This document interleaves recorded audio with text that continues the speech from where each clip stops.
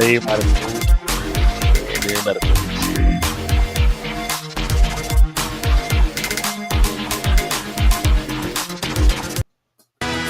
For each man in his time, his pain, until he walks along the beach and sees his future in the water, a long lost heart within his reach. I haven't needed a world to want, Sometimes men take matters into their own so I hands. hold You want answers? I think I'm entitled. You want answers? I want the truth. You can't handle the truth. As you guys know, it is Drunken Chat, son. All right, just like the man says, welcome to It's Joking Chat, son. Hosted by the Comic Crusaders Network. I am Chetland's Beans and Cornbread. I am here with my brothers from another mother, Sir Christopher the Great and Blind Adam, King of Project Pegasus. What's going on? What's Not going on, my much. boy? Just chilling. Yeah, sorry for the bullshit Eva Muck's freaking logo up there and shit. We still got to get Mel to put us back on StreamYard and everything.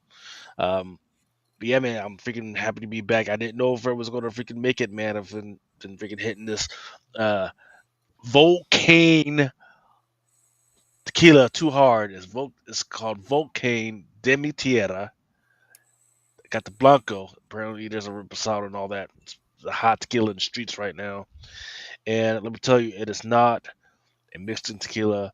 It is not a tequila for those that are newbies. I'm telling you, you take a drop. You take a drop of this shit. Your Like insides. the crack cocaine and tequila. Shit. This tequila wishes it was that freaking soft, right? Oh So wow. it's it's conflicted because drinking it, it's soft, right? It hits the tongue soft, but when it hits your insides, it's telling your insides, we shouldn't be here right now, right? So I'm glad I freaking was drinking this at home and not somewhere outside because I don't think I would have been home right now. But not that you guys want to hear me freaking bullshit about freaking tequila and everything. Let's get into some actual news. Why everybody is here, man? Freaking. Uh oh. There we go. You had some stuff you wanted to talk about, get off your chest, Chris, and it was all about DC Comics is now going to be distributing Universal. By Universal, yes, sir. Yeah. Says Universal Distribution will now distribute DC Comics to comic book stores across the United States. So, I take it after all this nonsense that's been going on with Diamond so far, and with all the other shit that's going on right now. You're starting to see all these different publishers jump ship to different companies to get their books out. Um, and I just think that it's important to pay attention to what's going on right now because it's starting to affect the comics that we buy on a week to week basis. So I'll give you an example of it, although it was more of an error example, but I got a lot of inboxes from people this week talking about they choose violence and how it was recalled. However, some people were able to actually get the books, some people weren't able to get the books. Orders were canceled, the whole 9 yards on the shenanigans. All right. So this is a good time to pay attention to what's going on, with the different distributors. That wasn't the only error this week either. The Adventure Comics 210 facsimile also had a page duplicated in the story, and it was also recalled and replacements were being given. And this is about I want to say the third or fourth at least book in the last couple of weeks that have had these errors. The other one was that Ultimate um, Spider-Man Incursions #1. When that book is printed, like a lot of the pages in the book, didn't have the words printed in their respective bubbles. And so I was wondering how they were going to handle that as well, because when they printed that book, we're still kind of like, don't know what happened in those panels, because like I said, the book when it was printed, I don't remember exactly how many pages it was. I just remember there was a decent little chunk of blank pages in that book. Mm. Well, um, it's tough to see what's going to happen here, right? Because the folks that are reporting it are saying that it's going to be for the comic book stores, but I was formerly tracking as that Lunar would still do the comic book stores, right? But the bookstores, this is a very important designation. The bookstores would be taken over by somebody else, right?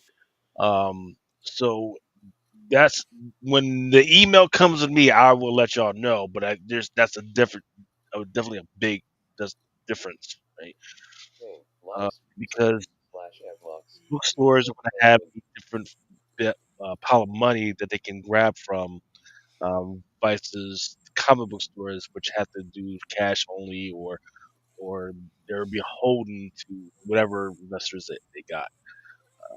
So that's going to be interesting to see. Uh, go ahead, Chris. All right, so next up, I want to touch on this as well, because I know a lot of people over the last couple of weeks, they've been wondering what's going on with Dynamite. When you go to order the books on a weekly basis, Yeah. they haven't been offering a whole lot of Diamond books, and then things got all, janky, and, so on and so forth. So the reason behind that as well is that Dynamite has officially dropped Diamond distribution, and Hmm. they are currently en route to Lunar. Okay, so the final order cutoff for this is going to be June 23rd, and then we'll actually start seeing those changes by July 9th and July 16th. So So, now, so let me interrupt you there. I've already started. I was in the lunar site earlier today, and it's already been happening. It's already happened for the last week. Some of the stuff that we have been talking about for like the last month on FOC is right back up there. So they went back maybe a month or two and put that stuff back up for FOC, and it's available now on the lunar site, which is crazy. yeah, so some of I these know books they are said being. everything was already printed and that allocations will most likely occur. Yeah, which is insane, because it's almost like putting a book up twice, right?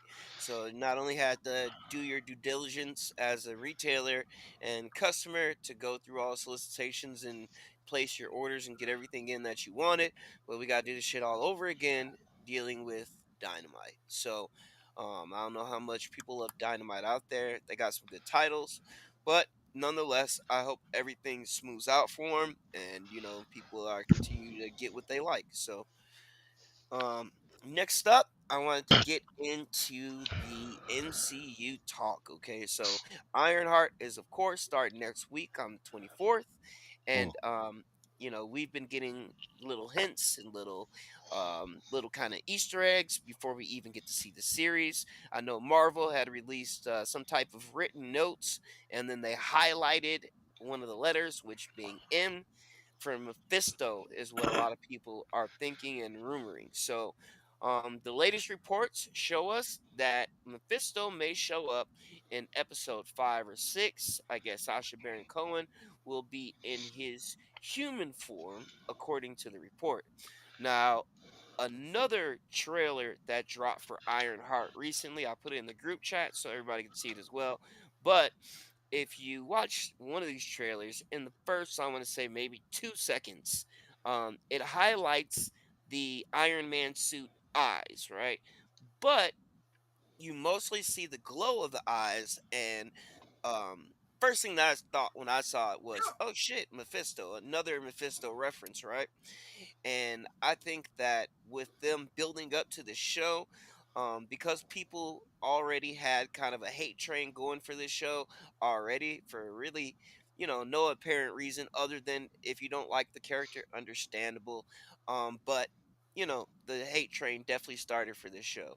So I'm happy that they're finally starting to recognize the fact that we've been wanting Mephisto for years now. They've been teasing him coming for years now. So I'm hoping that they finally make good on their teasing in this show. Yeah. Um. Yeah, that's all I got to say about that. I could say we can. There's a lot of people that didn't like the actress. That would be me as well. Um, I swear to God that I think there was a lot more actresses that could have did it. But then, no, who knows? She blew somebody away, right? So that's fine. Um, what I don't know. I don't really care about Mephisto. I think there's a whole bunch of other things that they were working towards, like this whole dark whole thing, like the WandaVision thing, the Scarlet Witch, and the Agnes thing. I think those were freaking awesome. I didn't now unless they're doing I forget what the name of the storyline is with Ironheart and Miles Morales and Kamala Khan and is it One More Day? I think it is some shit like that. Um, they did that. Well, Is this actually, the one where Miles makes his it's deal with yeah, Mephisto? yeah. So they're in a weird spot, right? Because they did the whole thing where um, what's his name? The freaking Warlock. The Adam fuck, Warlock. not Adam Warlock. He, Uh, Wiccan? no, the fucking Doctor Strange. Excuse me, Doctor Strange made everybody forget that Peter Parker was Spider Man, right? And then there was a whole bunch of fallout, but he didn't do it right because they didn't add all the other elements, right? So I don't know, man. If unless they, I hope they don't do this and then bring in Mephisto and mess it up similarly as well. So Well, from the report that I read, um, basically the direction that they want to use this in is that they were of course going to acknowledge the original ties between Red Hood and this dark force energy and spelling and all this, right, this magic side of it. um because originally that was through Dormammu. Okay, so they said that they're still going to acknowledge the connections between Red Hood and Dormammu himself, but apparently he will be making some sort of, deal with Mephisto. Now, I feel two ways about this. One, it's been a long time coming, no doubt, but we do have other things that we should focus on primarily. And I honestly think that this is going to be something that is relevant later on after we get done with Secret Wars, because right now there's not a whole lot of room for Mephisto, for his story and, that take place. Although I always still want to see the dynamic between Doctor Doom and Mephisto, of course. I still want to see that hands down, but with the recent announcements, and the fact that it was pretty much an unofficial announcement that Marvel Studios will be making this X-Men reboot, right? And they're gonna focus on some of the key mutant characters that a lot of people have been wanting to see done correctly for the longest now. One of those characters is Juggernaut, supposedly. So if you know mm. anything about Juggernaut, you know about the what do we call it? The Crimson Jewel of talking about the Sidorak. Satiric bands. Thing? Yeah. Sidorak and um, the ties with that and Juggernaut. I believe they said that they were going to explore some of that. All right, because if you know anything about Juggernaut's story, you know about that Jewel of Sidorak and all that. They made deep dive into it because now they'll have a completely open slate to do anything after Secret Wars, because we've already been pretty much told that Mr. Sinister will be one of the primary villains in the X-Men film coming up, and that will, of course, he'll put on his whole little genetic show and do his experiments and all the, 9 10 all that, right? Right. But they also have mentioned that they wanted to bring some of the modern concepts, like how we have the current X-Men run going on right now. A lot of people were feeling it at the beginning. Some people are still into it, that are real X-Men fans, or let's just say, just enjoy reading whatever. But whole time, dude, I just really hope that once they do get past this Secret Wars thing, right, and they have a fresh slate to pretty much do whatever they want, I want to see the supernatural aspect of things. So, they said they were going to headline that with Ghost Rider. They also said that the Blade project is back in talks. Okay, so Okay, they also that's said good to that hear. they are going to bring Well, in Ghost you know Rider. what's burned that, right? You know Hmm. what's burned that, right? Sinners. Hmm. And I was Yep. pretty sure of it. And the whole aspect that they are going towards now, if they're going to do this supernatural side like they promised us, right? One of the biggest villains that we have yet to see yet that would be perfect for a Midnight Suns team up, of course, would be the original villain of that story, being Lilith. So I definitely would love to see that shit. If they're gonna make it happen, then this is their chance to do so.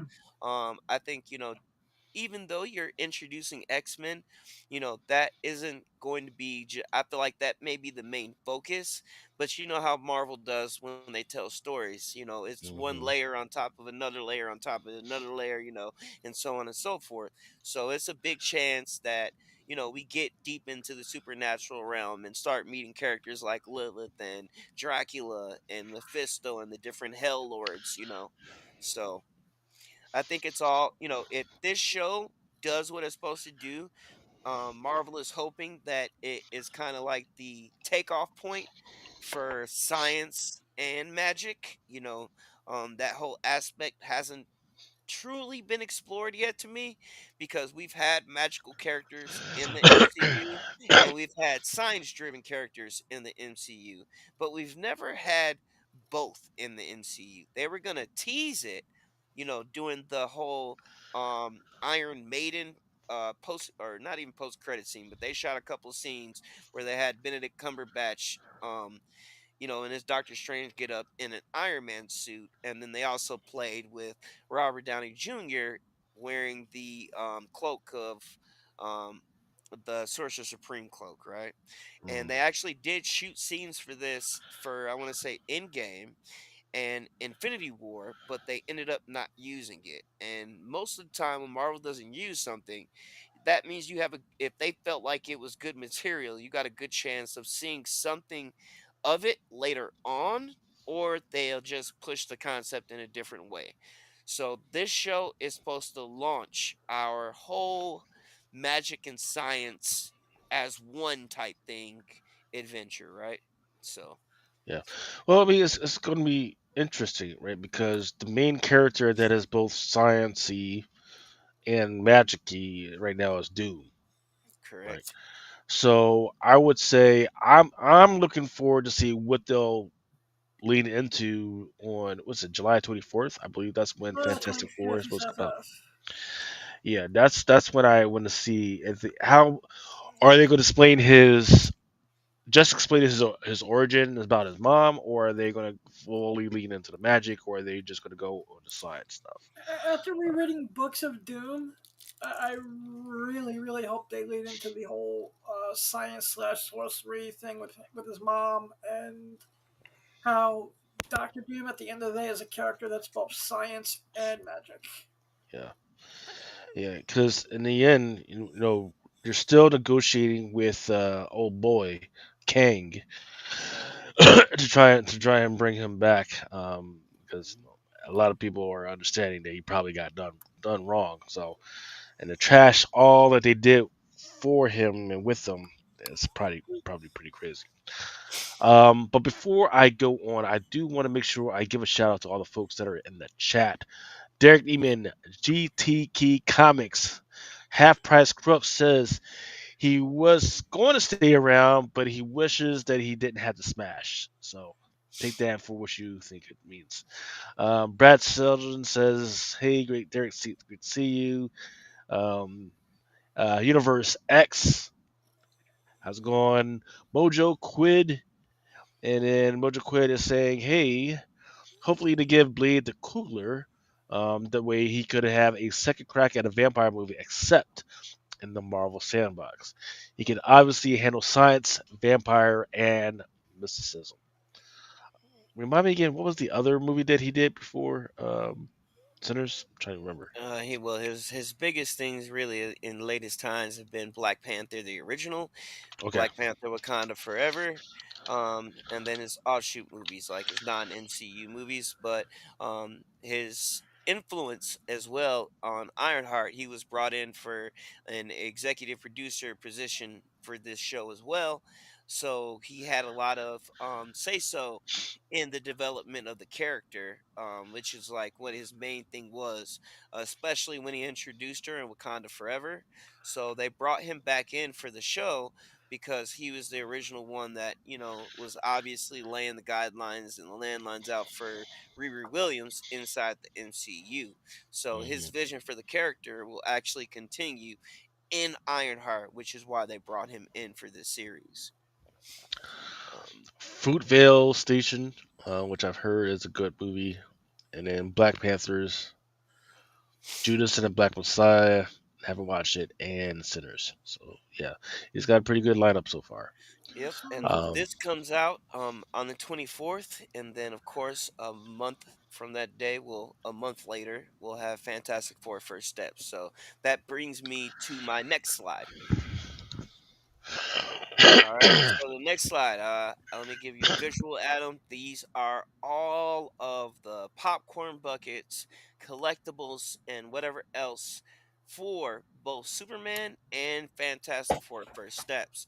Now, me personally, I really am feeling the Superman Daily Bugle news vending machine, if you would call it. It's like a newsstand machine, like from back in the day where we used to have to put the little quarters in, and then you pull the front down and get your newspaper, get your magazine or whatever you're buying at that time.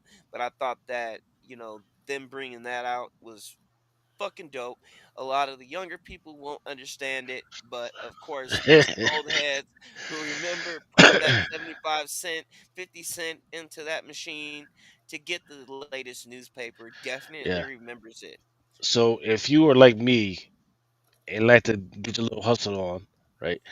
You knew that, and this is only for see. This is kind of crazy, right? This is how the difference in between if you are a literate person and if you don't give a fuck, right? I was a literate person, but I also didn't give a fuck, right? So I would take my little 25 cents, put it inside the thing, right? And instead of grabbing one, I would grab a whole stack, right? And usually they trust people because who wants to take a whole fucking stack on the fucking subway, right? I do, because then I could take that little fucking stack and I sell them motherfuckers for 50 cents, sometimes 75 cents, especially on Fridays, Hmm. right? Like I did that for a few weeks, man. Was making fucking $50 here, $75 here, man. Shit. And people don't understand that back in the day, that was your news, that was your TikTok, that was your Twitter, Hmm. that was your source of That was your information. LinkedIn. That's how you got a you fucking know job. the that's how You you wanted a knew fucking newspaper. what. job, you Yeah, had a fucking you had to open Yeah, that that's bitch up. that's Man. how the we newspaper. knew where That's how the you also found out what time the movies played and what time the TV shows were on and I was literally just everything. about to say that. That was your TV guide, that was your show guide, that was your movies guide. Whatever was If going there on in the was city guide. There was no activities ESPN. There was no worth ESPN back going then. to, You had the they were sports in the section. newspapers. Yep, yep. I didn't even read comics back then, but I did read the comics, and they were inside the paper, right? I was all about Snoopy and Garfield and freaking. Fuck Snoopy. Fuck I Snoopy. hey now he's not the Easter Bunny. Come on now, man. They all Snoopy. Garfield They could all so Snoop kick Dogg. Snoopy's ass. Say what? And then Garfield could so whoop Snoopy's ass. Not when he's freaking being doped up on lasagna, man. Freaking Oh, that's Garfield true. could barely move. Hey, Tony what's going on? Fix, Freaking Tony welcome in. Fix. Tony, what's Tony up, Rubber Fix it. Tony? But I also wanted to highlight a couple of things for Fantastic Four as well. The things that I was most intrigued about, of course, as everybody knows, is the three best popcorn boxes that we've seen in a while. That being the Galactus head, the Yep. Herbie robot, the Fantastic Car. I want all three. Take my fucking 250 or whatever it is, because I'm pretty sure it'll be about $200 Yeah, at because isn't minimum. the Galactus like like almost $90 on its own? Yeah, the Galactus is $80 on its own. The Herbie, if I'm not mistaken, is about $50, and the Fantastic Car is probably $50 as well. They also had the Reed Richards popcorn bucket that received a little backlash online this week because it looks a little strange. Of what that thing wrapped around the bucket actually is. I guess from a certain angle, people say it looks a little bit too close to the man's I told you every part of his reason for body could Suzanne stretch. living. Yeah. And then also, I want to highlight the little cups in the bottom in the left hand corner. Um, Adam, it is four different cups. They're each themed like each member of the Fantastic Four. Those are also pretty cool. And then they also have these keychains, if you will, on somewhat of a retro card action figure packaging. And those as well Those look are, sweet. I believe they're 5 for $100. They're $20 a piece. There is a Reed, Sue, Johnny, Ben, and Galactus one. And apparently, we may even have a mystery one that they haven't revealed to us yet. Um, Back on the Superman side of things, when you go to see Superman, I forget which theater it is, but you will be given um, the Crypto Last Dog of Krypton #1. I think it was the Mora cover, but they'll be giving that book out at the theaters.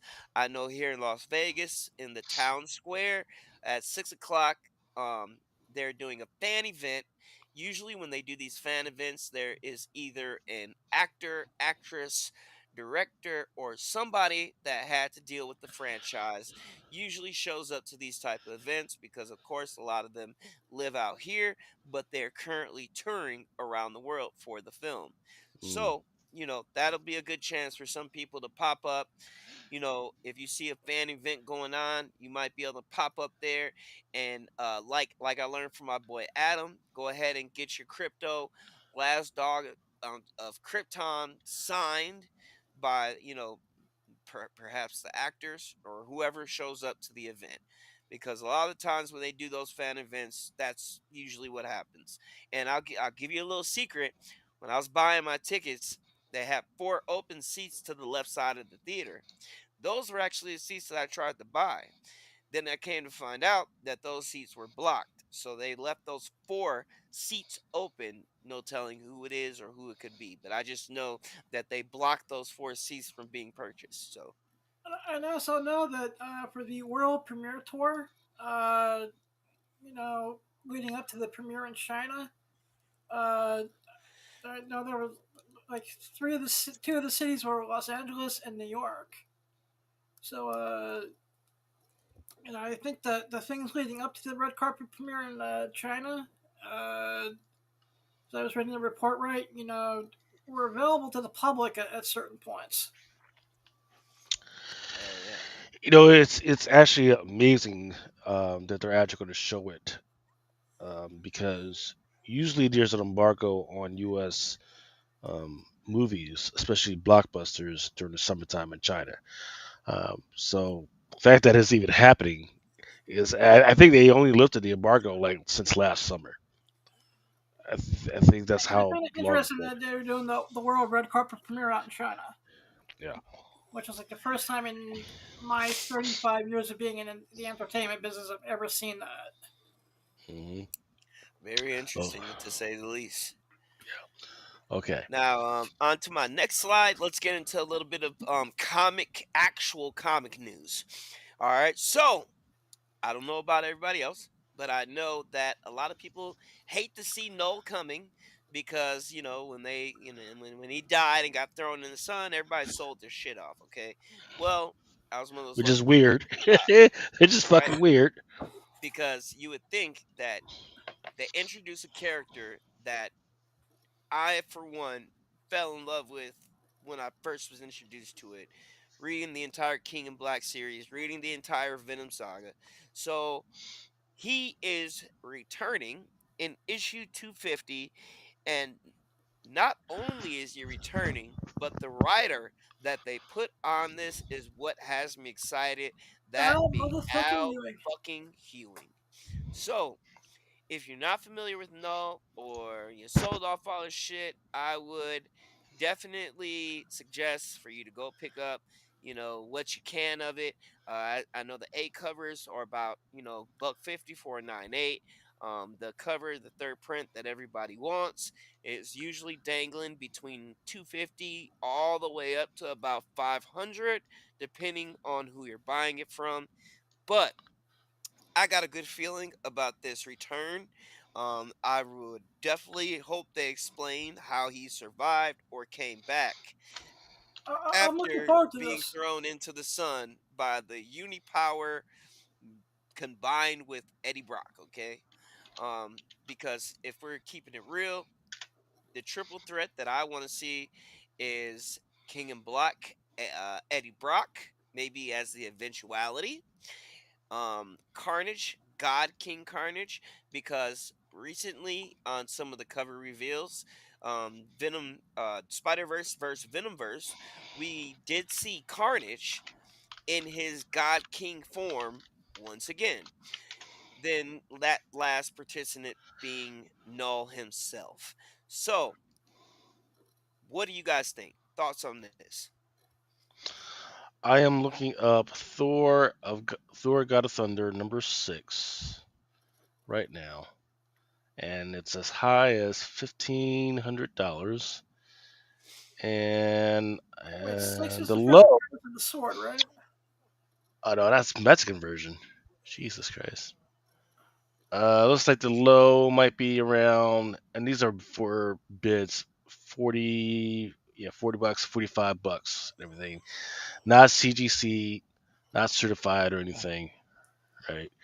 Um, so look, if anybody can revive everybody's interest in it, it's going to be Al Ewing and freaking John Hickman, Yeah, right? I'm They, really they've got a excited lot about of, no, they've got a lot of holes they need to freaking plug, which is going to be interesting because they're going to be doing this at the same time they're doing this whole Imperial freaking timeline, right? So I'm excited about what they can do with that as well. And They it are, doesn't end there because I still got more. You know, I yeah, think that. they Go are ahead. amazing. Look, they are amazing at beginning stuff. They are, It's just they, about the landing.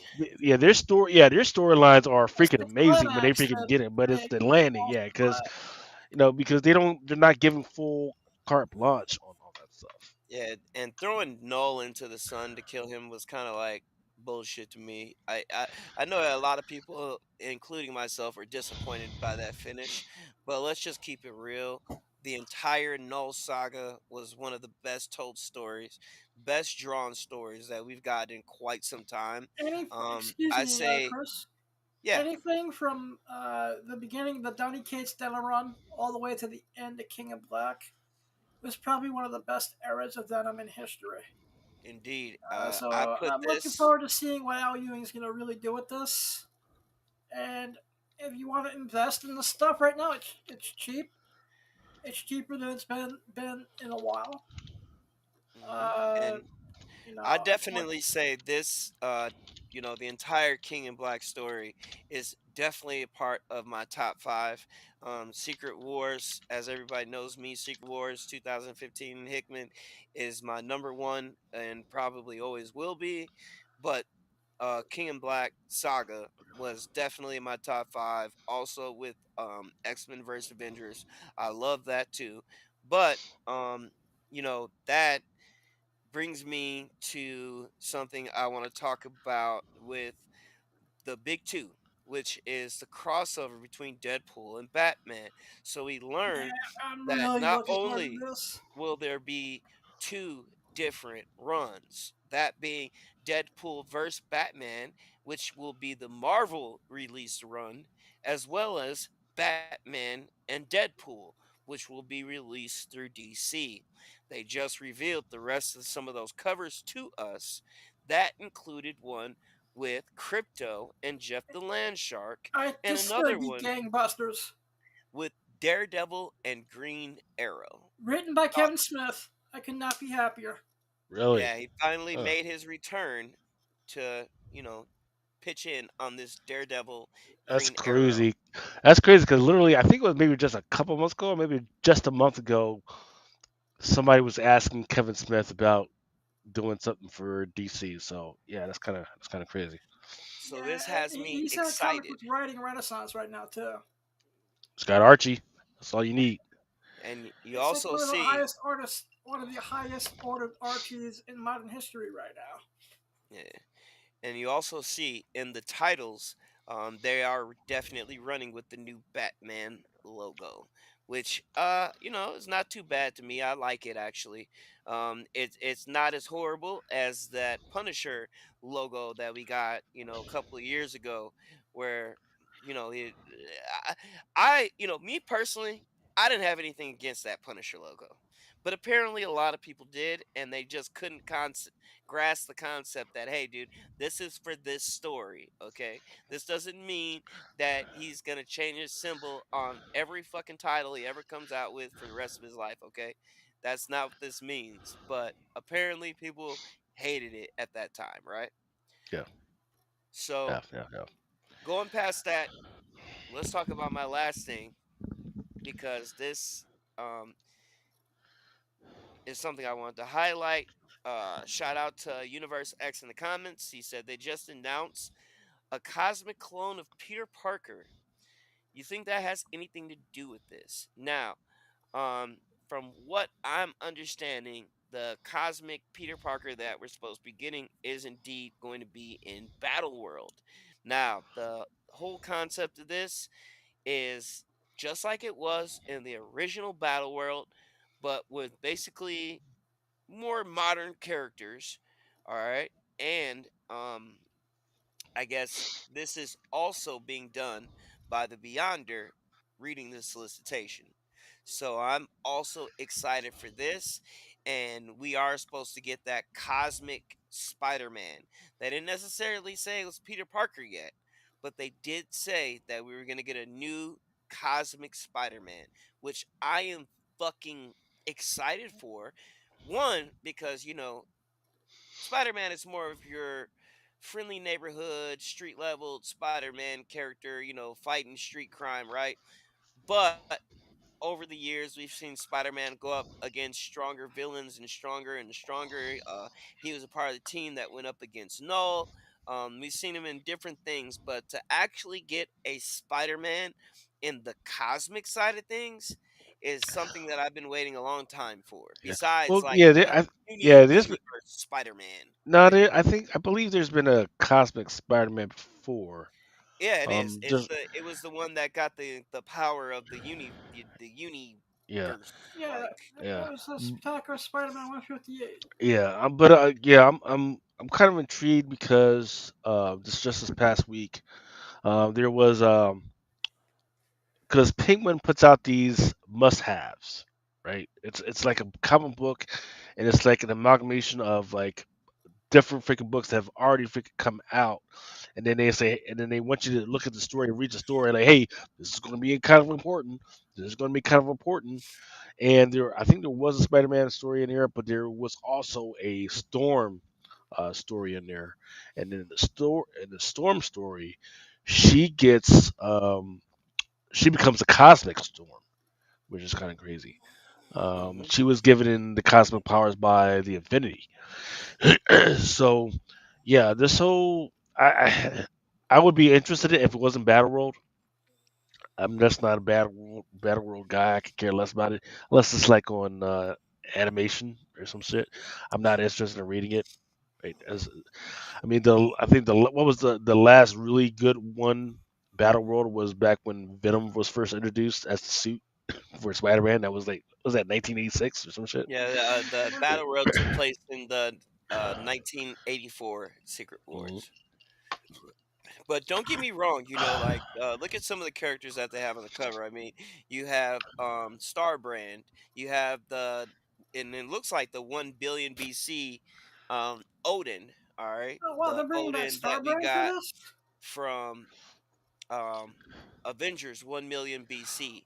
Yeah, He's a Starbrand's supposed to be crypto. dead. Yeah. Yeah, and then Starbrand. So Starbrand was highlighted. I want to say I know he was highlighted in the Avengers 1 million BC because they showed the first character that got the Star Brand powers, which actually, ironically, looked like a Hulk. Okay, so that was like basically the Hulk of the 1 million Avengers BC team. Um, but I still find it interesting, and the fact that the Beyonder is coming back to fuck with things yet again has my interest, okay? Because Beyonder has always been one of my favorite characters, especially once we got that Defenders Beyond run, where we got deeper into the lore of the Beyonders, and of course, back in the Secret Wars run, where they got into the whole Ivory Queen Kings aspect, and then I also enjoyed how later on they used the Venom runs to talk about the Kings in Black, and that they were the balance of the universe when it came to the Ivory Kings. So, just the fact that the Beyonder is coming back, it piques my interest quite a bit. So, Okay. looking forward to this. Okay. All right. And that's all I got for our opener. So we can dive into some good shit now. Okay. So hold on. Let's get with some of these. Um, Tony Vick says he wants the Alamo Draft House Fantastic Four glasses. Here we go. They're nice. That's nice. Um, and then what else I got? I Oh, think the two best if buckets for Superman, I think, is that crypto. The crypto where he's sitting there with the bucket in front of him. And then, of course, the Daily Bugle newspaper joint. And then the one where he looks like he's breaking the popcorn machine. Kind of yeah, like, I that's guess, a must have. That's a must yeah. have. I gotta have that one. I just Um, heard that there was a theater also doing a crypto dog bowl too. yeah, Yes, there is. That one's at the bottom, right next to the the Cinemark. crypto, That's and Cinemark. yeah, Uh-huh. you'll be able to get it at Cinemark. I'm getting that from my cat. Yeah. Um, Gents, can I interest you in a movie Possibly. about Captain America fighting over this girl with Reed Richards? Would I you can watch get this into movie? this. It's a love triangle movie. Okay. Would you go see this movie? Uh, I'm not into love triangles, but knowing where your two minds be at, I don't know if the wife will approve of this one. No, she. It's a movie called The Materialist with Is the this the actor one that with plays. Pascal, Chris Evans, Uh and huh. what's And her name? oh yeah, yeah, yeah, Madam Web, the chick that plays Madam Web. Forgot Yep, about that and part. Dakota Johnson. Yeah, yeah, yeah, yeah. So, uh, that's what it was sold as. It was literally sold as that. Like, oh hey, freaking Captain America, Pedro Pascal, Last of Us, and oh yeah, by the way, he's gonna be guy, gonna be Fantastic Four. Oh yeah, the chick from Fifty Shades of Grey, and freaking she was Madam Web. They're gonna be in a freaking movie together, and it's a whole love triangle type of thing, right? My wife was heard about the whole love triangle thing. She was like, oh, she's got to see it, got to see it. Went there to the Alamo. I swear to fucking God, I was the only penis in that motherfucker. Yeah, I was gonna say, are you the only guy in there? I was the only penis in there. Yes, I was the only fucking guy in there, right? And I was like, oh shit, what the fuck have I been fucking dragged into? But let me fucking tell you, this is one of the my favorite movies of 2025 so far, right? And it was bad because I was very rude, and I apologized to the theater because I was laughing so fucking hard at this fucking movie, right? Um, because I know a lot of women they were like there for the love triangle, but it was more like every single 2 minutes there was like an insult being thrown at women.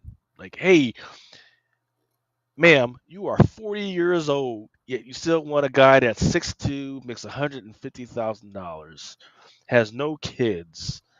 Um, Yet you make $40,000, you're obese, and that and blah blah blah. And it was like going at him. And then one chick was like, "Hold up, I'm only 38," and the dude was like, "Yeah, that's 40. You're just fucking 40." So it was if man, it was the most fun freaking movie I've seen so far this year. Now, the other movie that I just saw this afternoon. Let's get back to real actual comics, right? 28 years later, right? It just came out this freaking week. And this was the third movie in the installation after 28 days later. Then there was 28 weeks later, and now here we are, 28 years later, right? Absolutely freaking great. Way better than the other two until like the very like the last 2 minutes where it gets kind of freaking crazy and shit, right? But the freaking great freaking movie makes you freaking want you to fucking shake your fist like what the fuck are you doing, right? Because there's always that one fucking stupid person that's doing stupid shit, and it was freaking justified. Freaking great freaking movie, and don't forget that this was a comic, um, put out by Boom number one back in 2011, if I'm not mistaken.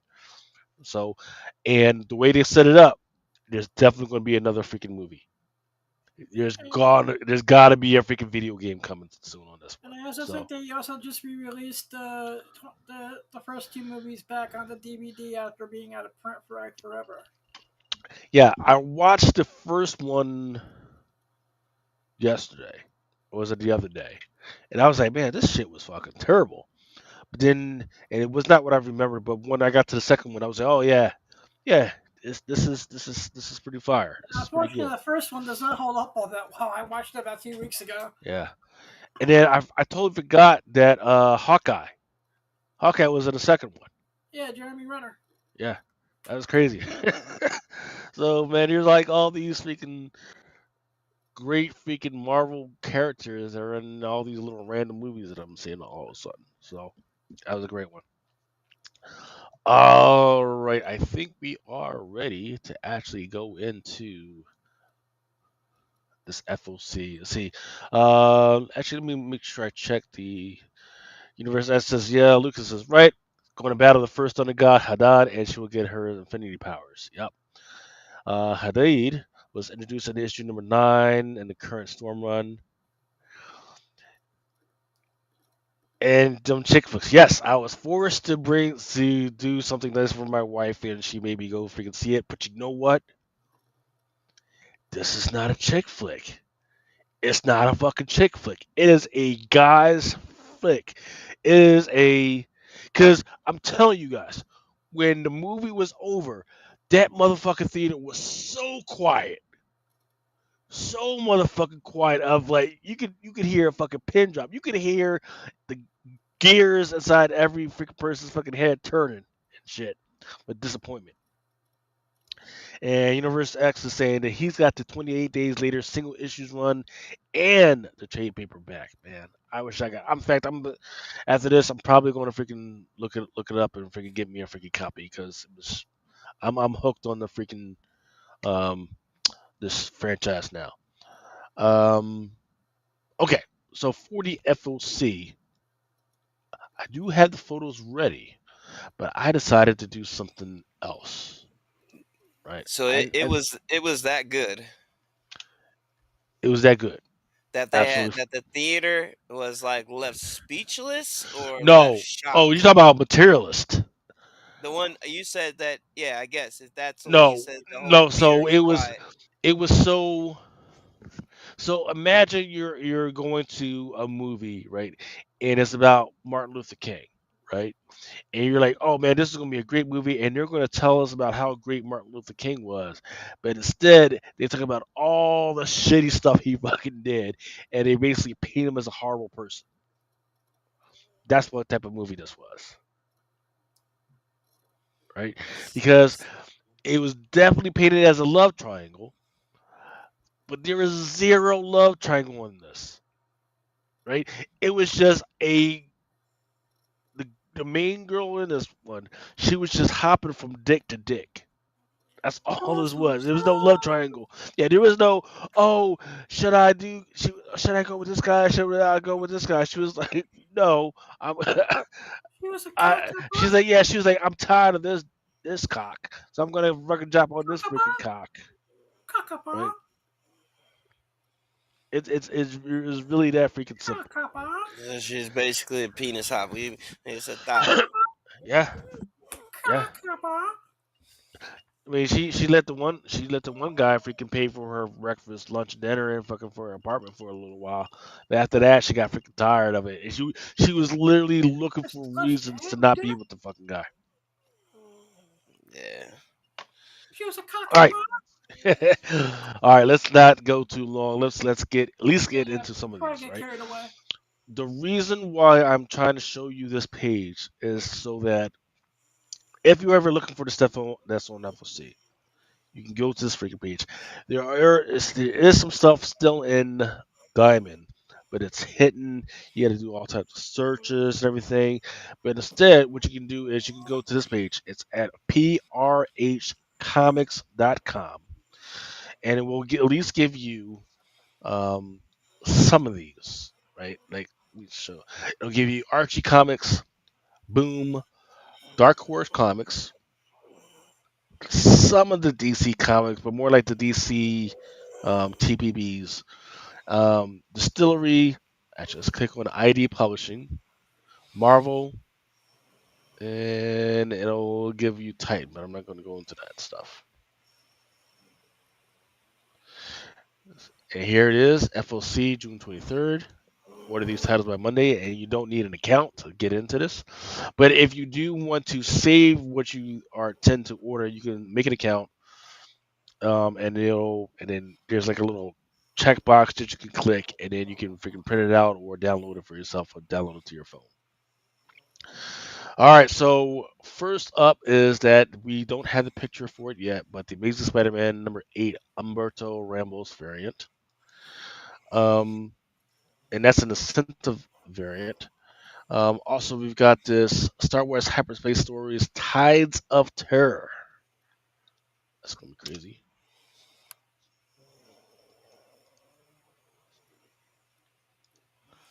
Uh oh, that's not gonna be good.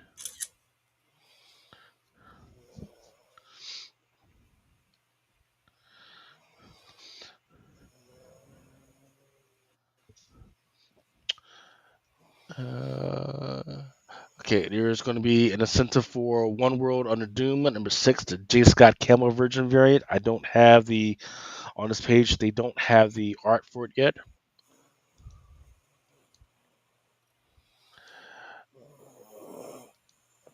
Let's see, actually, can I make this bigger so everybody can see? Here we go. There's also Jet the Land Shark #2, a Paco Mendino, looks very cute. There's also a Rian Gonzalez. I do like this Amazing Spider-Man #8, Jeff DeCal. We don't have the art for the One World Under Doom #6, the RB Silver variant. Roy Mercado for Phoenix #3.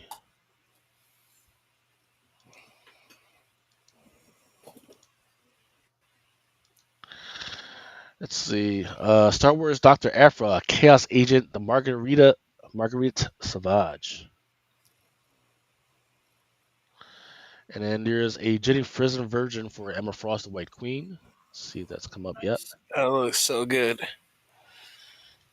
Speaking She's been of, on a fucking roll, man. And her cherry that she just dropped with Larry Wells is not only up there in price already, but it's fucking great. You know, it's a great looking book, that's a man. great cherry book. Yeah, Mm. dude. I just wish they were. Well, I guess when you drop that type of shit, it you know it's going to be limited, I guess, because they are quite a bitch to get a hold of. Like I said, I didn't think anything was going to tap that Adam Hughes Cherry 24, but the Frizzin actually did it for me. Yeah, the Frizzin actually, I ain't gonna lie, dude. The Frizzin shitted on the Hughes to me. It just looks that damn good to me. Yeah. The Hughes is a little too raunchy. You know what I mean? I wouldn't want to That's have why I the, love it. yeah, but I, yeah, but I'm not see, seeing it as a virgin for nothing.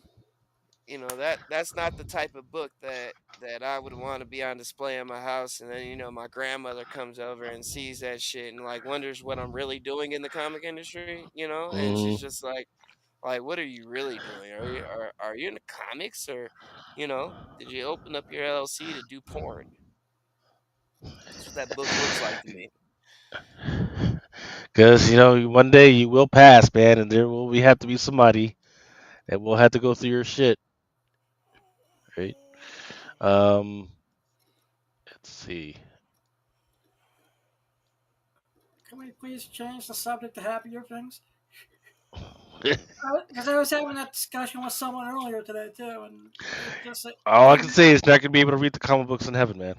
I know exactly, and that thought lingered in my Man, head for like two hey, hours to look, a we point we where don't know that yet, and don't fuck up my dreams, Lucas. I don't appreciate that shit, bro. better, better read them bitches now.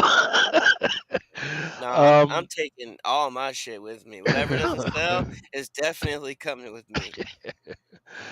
oh shit.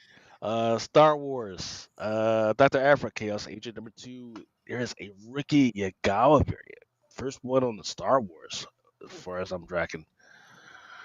And Uh, Lucas, no meaning to interrupt you, but for yeah. what week is this for? Is this July 16th? You know what? Let me check. On sale July. Yeah, on sale July 23rd. July 23rd. So Yeah. this FLC is for Now, some of the these may be long. mixed up, right? Some of these may be mixed up because different publishers sometimes have different freaking publish dates. Um, Yeah, because the 18th is not even fucking Wednesday. The 16th is the Wednesday, and then 23rd. So it's probably for those 2 weeks.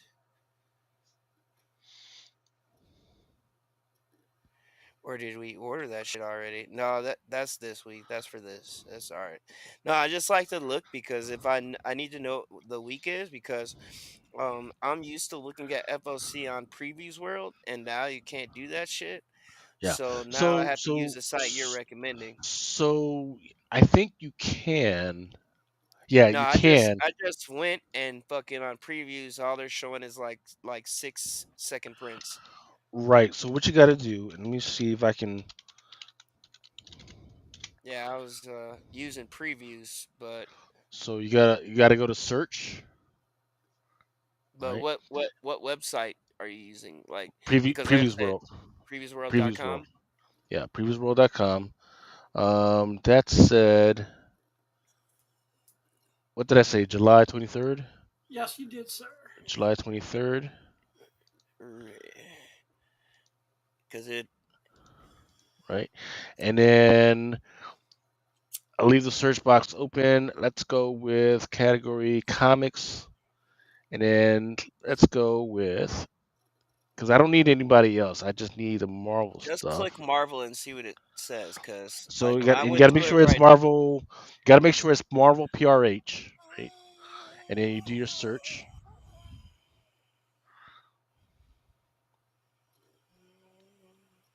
and then there we go. Yeah, because even how it still shows up, right? Like I'm on Previews World, right? But how it Mhm. shows up is it still just says Marvel Comics. It has image up top, Ahoy Comics, Alter. But however, all I'm trying to say is when you go to Previews World and then you go through your pull box to look at the books, right? It's only showing Imperial #1, second print by Chichetto.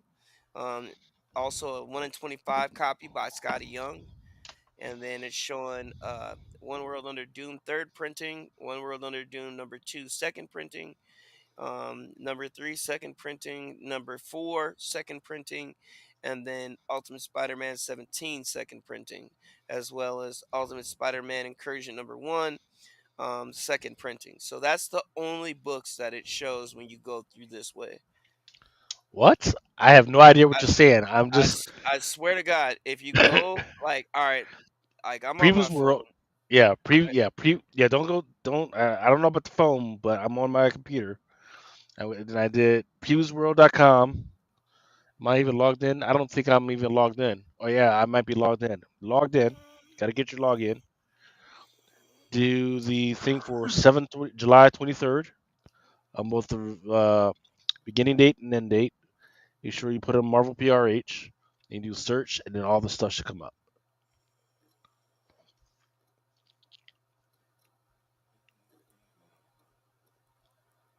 All right. Now, if there's something, maybe if there's something wrong with the phones that you can't do it by phone, I could see Yeah, it that is happening. because like I said, I'm so used to the format of previous world pull box, like Mm. usually on the phone, and I mean, like, we got computers too, but I seldomly use that shit if I don't have to. But um when you go to it, like, and what I usually do is click on the pull box, then I go to the right side and click the three horizontal stripes, and then I go up here and do comics, and then I hit Marvel Comics, and even now it still says no items found. So Really? Because I I just did swear to what you God, just. I just did. Yeah. Because I just did what you just explained, but I did it on my computer, and it's coming up. So it must be a phone thing. or it may just be because maybe you have a retailer account and this is just a regular customer, right?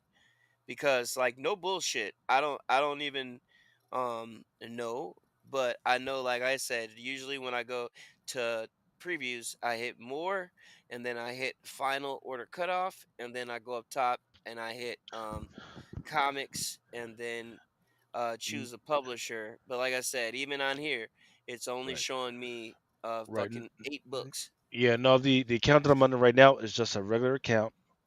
It is attached to a particular retailer, which is me as the retailer. But yeah, it's just a regular account. So yeah, try to get it on a computer and let me know what's going on Oh with no, that. yeah, that's what I'm saying. I'm doing split window right now with the show and previews, and it still is showing me like that. Really, on your computer. Yeah, it's showing me the same exact fucking way that it was on my phone. But yeah, nonetheless, I mean, I got the week. I just want to know what week we were in so that I could follow along. Weird. Okay. Let's go back to I'll just go to league and then go to the week of the 18th and or 16th and 23rd. yeah. Um, Spider Girl. Number one, David Nakayama ratio version. This is probably going to be a 125. This is for the second print for this Yeah, I'm gonna have to pick this one up just to support the boy. They got two of one. those. Then there's a Sonic the Hedgehog, number 80, cover A, Hammerstorm. The art looks freaking amazing, Fire. Yeah. right? Then this is going to be weird, right? Because with Diamonds, they were doing unlockables, but you had to buy another book to unlock it. This one is an unlockable, but it doesn't. There's no thing that blocks you from ordering it, so it's just there. It's a unlocked, unlockable. It's fucking weird. Then there's an X-Men number 137 facsimile edition by Torrin Clark. Okay. Yeah, Clark has been fucking on fire, man. I love his work. He does outstanding work, man.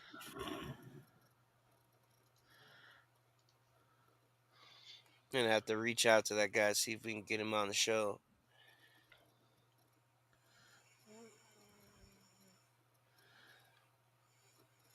Kind of like this. I gotta find out more about these Monsters High things, man. It's kind of I like kind of like the pose on this one.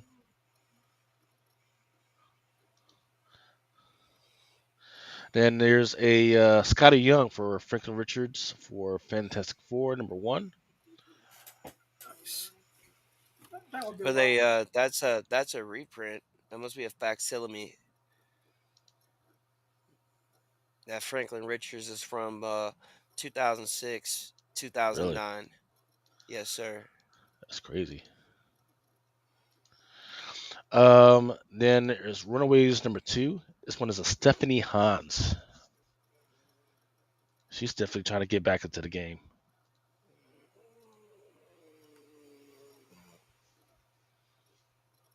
And correction, this is for the 23rd is what I'm seeing. So it might be mixed up with those 2 weeks, the 16th and the 23rd. But what you're showing now is popping up for me for the 23rd. For on sale on the 23rd. Yeah, Yes. Yeah, this one has this on sale the 23rd and FOC June 23rd. yeah, And then Jeff the Land Shark. #2, Aaron Cooter. fucking dope.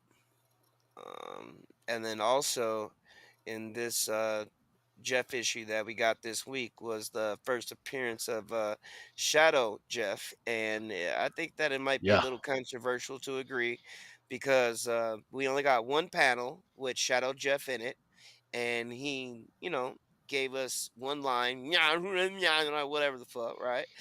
And I'm wondering if the comic gods and the Council of Comics is going to deem that his first full appearance, right?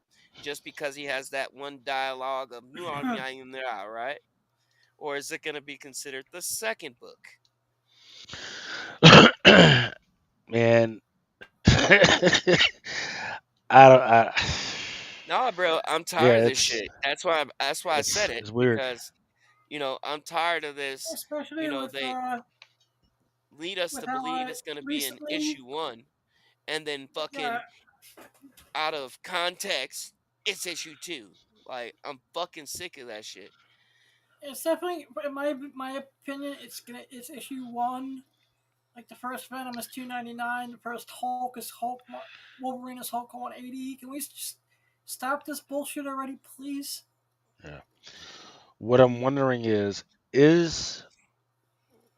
this demon shark, or the shadow shark, going to show up as a skin or as a full-on character inside of Marvel Rivals? Oh, I believe it. Just I wait till would people definitely say start skin talking about it. minimum. Dude, that's what I want to see. I want to see it as an ability, right? That would be fucking awesome too. Where you fucking mess around, you get your alt, and all of a sudden you fucking blast off a shadow chef or shadow Jeff.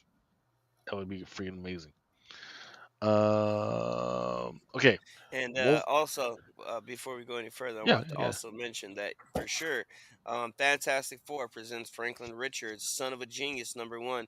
Now, just so everybody knows, this is from a bunch of one shots that came out between 2006 and 2009. They're not very expensive. I saw a few people had up all the one shots that you can just buy them all at once. If you don't worry about condition, if you worry about conditioning, you have to do a little bit of digging because there are quite a few up, but it is definitely a facsimile reprint. So, and we also get our first cover appearance of Shadow Jeff on the main cover of this particular book. Really. What book was Yes, that sir. again? For the Franklin or Jeff? The Jeff. The Jeff. Jeff is the main cover for the same book you got up right now. Okay. Okay. That'll be So his I first cover appearance. uh, Oh yeah, right there. Yeah, yeah, yeah, There yeah. you go. And then we also got 1 in 50 of that same book. That is by Right. Gi Guru Hiru. Guru Hiru. Yeah. However you pronunciate that. Yeah. Thanks for reminding me. This is definitely something that I wanted to push people to. Once again, this is on prhcomics.com. You got there's a definitely freaking like when you get to the freaking page, there's a FOC line right there. You just gotta scroll down. It'll say FOC whatever week. Click on them, whatever, and then if you want to see the other uh, covers for it, you just gotta scroll down, and then you'll see what Chris is talking about. And then Uh, also I wanted to mention the one with Modoc that you just had up was a 1 in 25. Um, so that would be the 1 in 25 for the number 2. And 9 times out of 10, everybody is going to go for the 1 in 50 by Guri Hiru because that'll, like I said, not only will it be just first Shadow Just's first cover appearance, but that'll be on a Virgin 1 in 50 that looks really good. mm, That's a fucking dope ass book, dude. I'm not gonna lie. Having this dark like chef Jeff is fucking amazing. hold on, let me log into my actual Penguin account.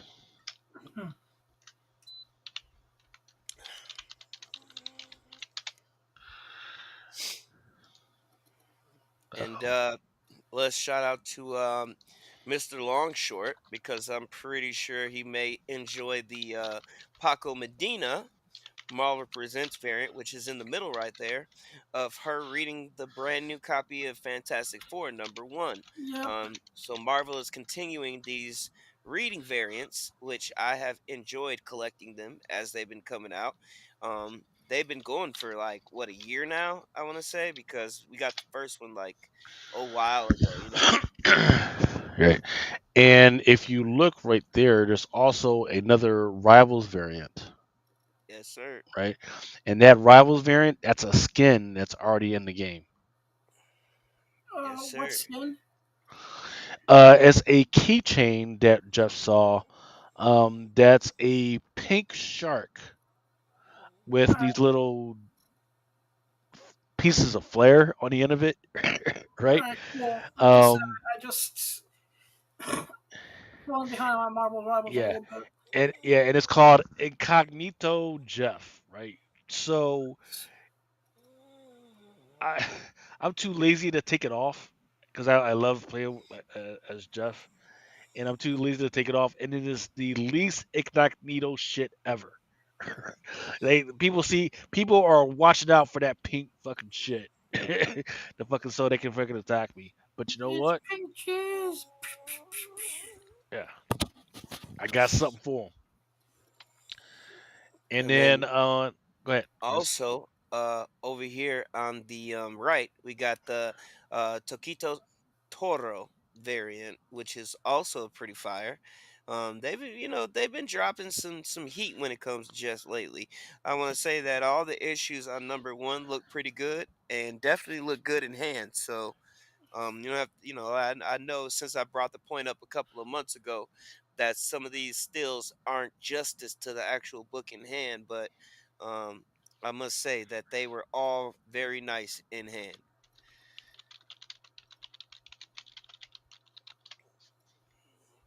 And if you didn't pick up that Jeff #1, make sure you get in touch with Lucas. Any one of us up here on the panel I tonight, got that shit. get in I touch got with that shit. us and pick up your copy.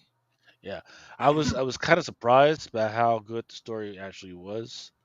Um, and even Deadpool fucking shows up for some fucking reason. But yeah, I was shocked that something that there was actually a new freaking character. I was like, okay, and even even a little bit more surprised that it didn't even make it to the top 10 this week, which is kind of freaking crazy. Yeah, the top Yeah, 10 was I think kind of it's a a book. Give mix it up this time. week. Just like give it time. I think on a book like this, uh, right now we're in that time period where there's just so much. I think Yeah, certain things are getting overlooked. I mean, see, That this is and where we're failing the industry because a lot of people aren't reading the fucking book. So I think if we had a little bit more readers and not just cover gazers, we'd be in a little bit better spot. better, yes, Yeah. sir. Um, moving Also, on to I want to encourage people to start reading their books. You know, not necessarily you don't have to read your hard copy. Catch it online though, but definitely start reading some of the stuff. You know, your voice is Reading is the only fundamental. voice that we have when it comes to comics, and they're only gonna listen to who speaks up. So if we don't speak up and say, "Hey, we don't want this shit anymore," you know, they're not going to hear us because nobody's speaking up because nobody's reading it and nobody is, doing their due diligence to read these stories and actually get into it. yeah, you know who does speak up a lot? Those weird perverts that freaking who come to the comic book store every other freaking day. It says and is ordering some shit with about a 14-year-old girl with big tits. Those guys speak up. They've got a Hmm. loud voice, And and that's where our industry is going to they go. speak up and they get a lot of books. What the fuck? And if you notice that a lot of the other books out here right now are definitely gravitating towards the sex appeal of some of these characters, and Marvel doesn't need that shit. Marvel and DC are good on their own without that shit. Yeah. Um. So the art that I have up right now is Wolverine at number. What's that? 8. Yeah, Wolverine number 11. The 11. Alexander Lasagno. It. Fucking looks good. This is a homage to some big time art.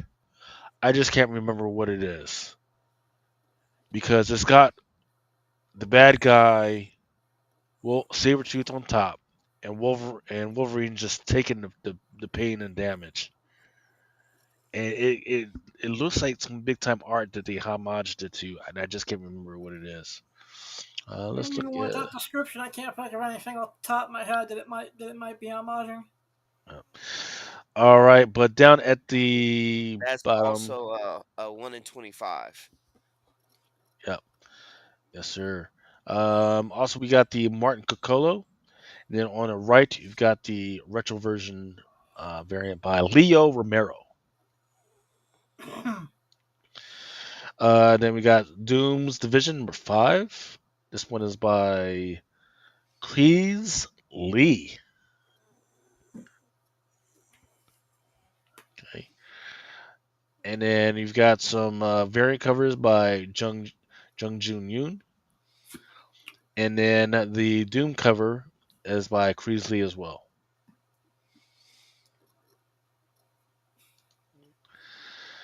Another Emma Frost, the White Queen, number 2 cover by Jessica Fong.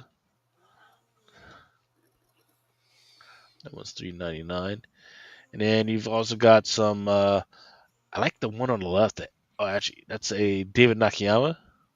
Yeah. And then we already talked about the Jenny Frison. And then the Margaret Sauvage, Between the Frisons, is the 1 in 25 on the book. And of course, your Frison is your 1 in 50.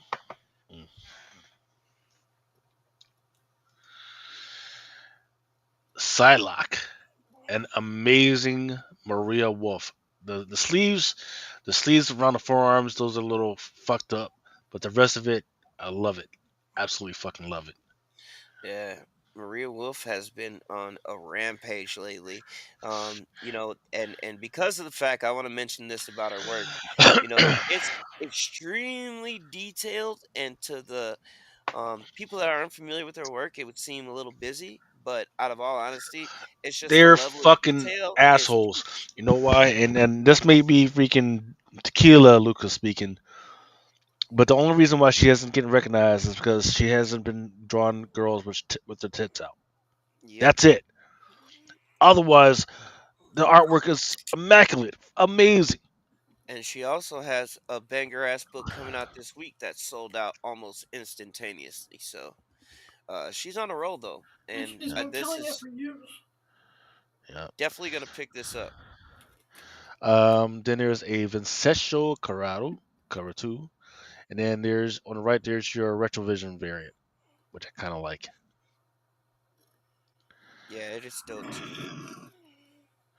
There's your 1 in 25 Sonic the Hedgehog number 80 by Food Drain. Fire. Godzilla vs. America Boston variant 1 in 50. Sherman black and white full art. Interesting. And the cover price is $7.99. So they'll maybe do math in public, but 4 times 50, so that's a $200 book right at the rip.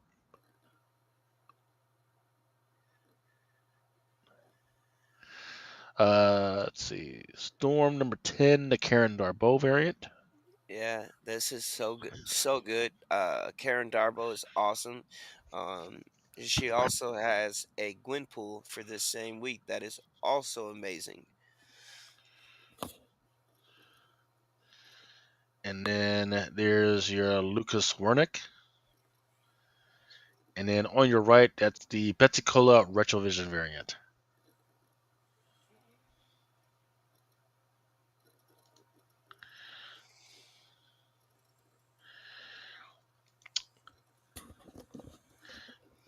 It's an Uncanny X-Men.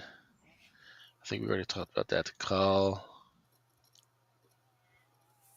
That yeah, I think he passed it a couple of rows ago, but that Greg Land Rogue 1 in 50 is also nice.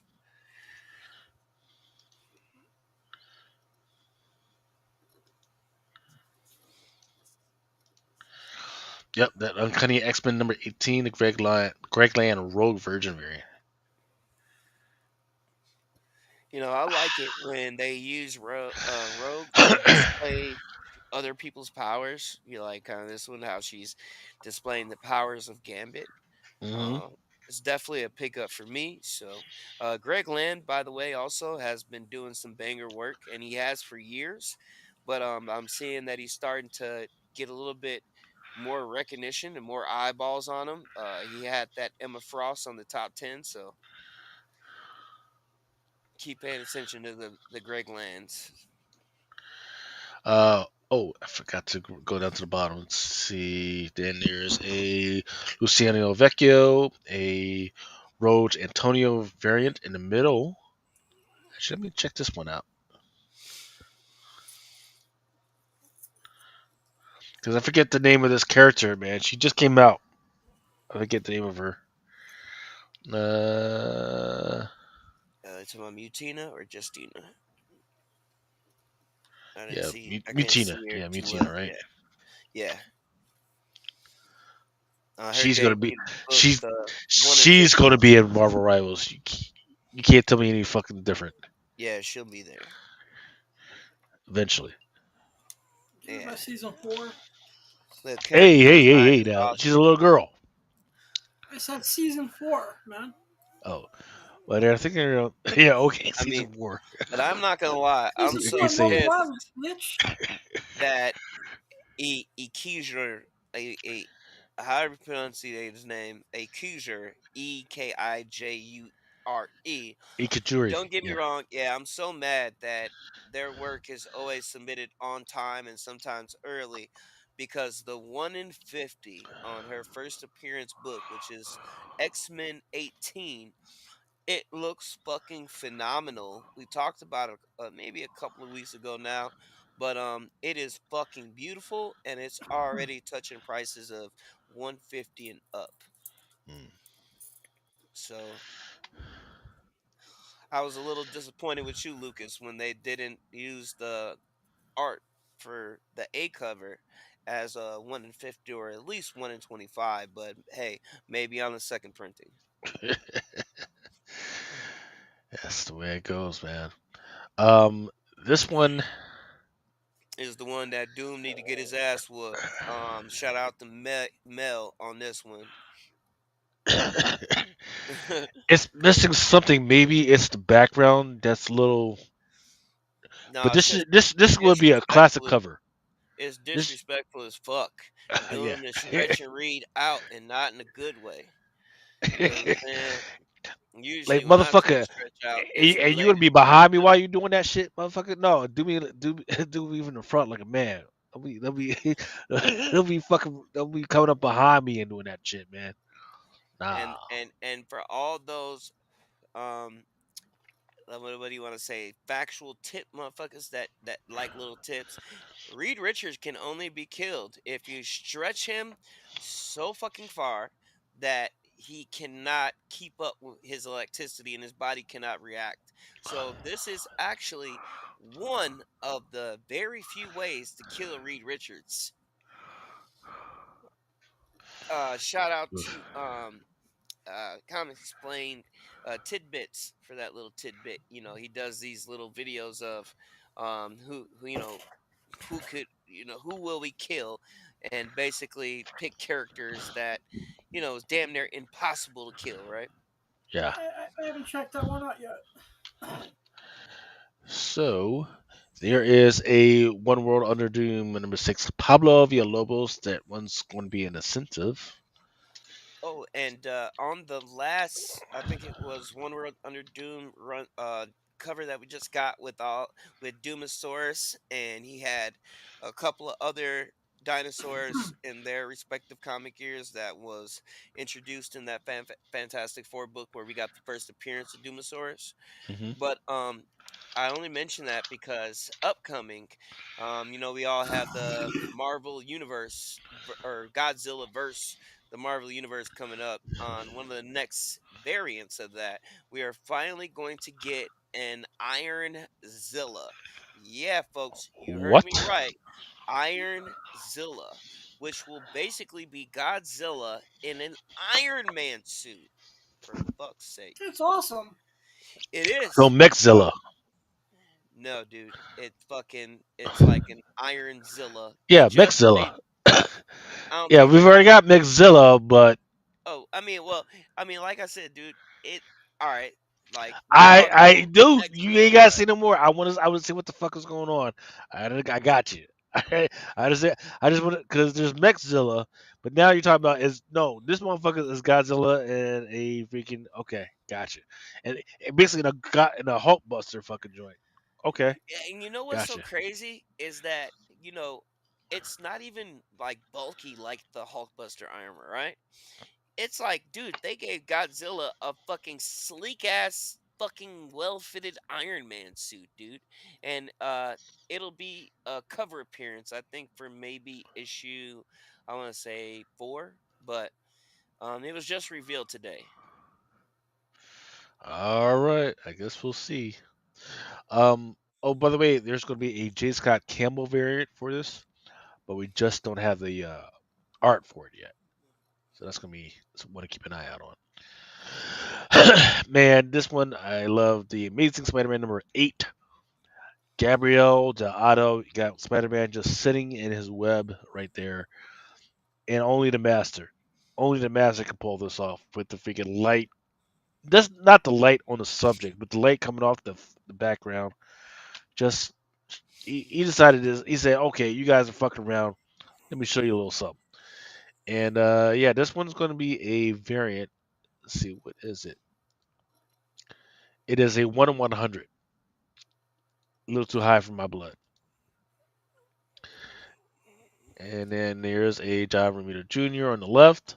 A Humberto Ramos that we don't still don't have the cover for. I believe we already talked about the Jeff DeCal. Then the Dan Panosian Retrovision variant. I forget the name of this. Gate Killer or Hellgate. Hellgate. Hellgate. Yeah, Hellgate. Yeah. Okay. And then there's going to be a Has been trait an investigator awesome that can fucking go out. character, by the way. Yeah, I mean, I just read issue 6. I actually think he's going to be a very interesting character.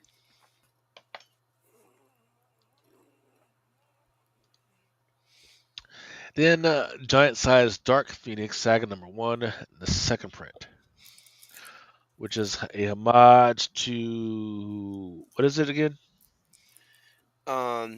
Dark Phoenix, the death of Jean Grey, Dark Oh, Phoenix. oh, the Uncanny 137. No, it's Infinite Crisis. It's Infinite Crisis. Excuse me. It's yeah, the it's a homage to Infinite Crisis. I'm talking about the cover art, by the way. Okay. But didn't they One do the with same thing with fucking Cyclops holding Jean Grey? I thought that's what this is. they probably did. Marvel has I homaged it a think he. lot. Yeah, if it's the Infinite Crisis, it's the one where Superman is holding Supergirl. Yeah. What, from over 40 years ago? Exactly 40 years. That's one of the most homage death poses of all time, though. I mean, I know it's a niche. That's a niche collecting thing in certain spots. Yeah, it's a homage to Uncanny X-Men 136. So who did it first? Was it DC on with Crisis on Yeah, I think. Infinite Yeah, if Earths? that's the case, it would have been Marvel. Well, that's what I'm asking now. Which one? Who did it Yeah, because the first? 136 came out before the Infinite Seven. So Uncanny X-Men 136 came out first before Infinite Crisis Earths. Yeah, Okay, yeah. So that's the homage cover. With Cyclops in his yellow speedo suit holding Dark Phoenix, the dead Dark Phoenix.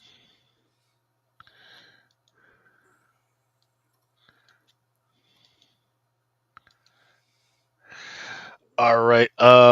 Next up is Iron Man number 10, the Alan Villanueva Marvel television variant. So it's like a little preview to the Ironheart thing. Yeah, and might I say, dude, these MCU variants have been fucking dope. I'm sorry, for the people that dislike it, but they have been fucking dope.